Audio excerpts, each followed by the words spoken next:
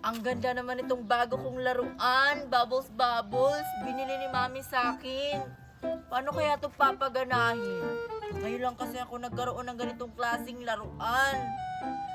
Paano ba kasi ito papaganahin? Bebot, bebot, bebot, bebot. Ay, ayan si Mickey. Baka marunong siya nito. Bebot, bebot.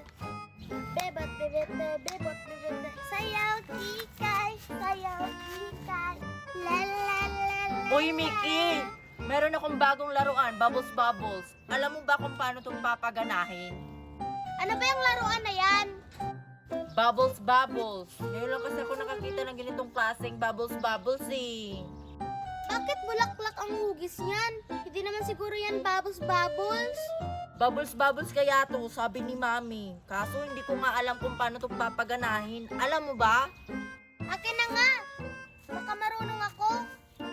Oh, ingatan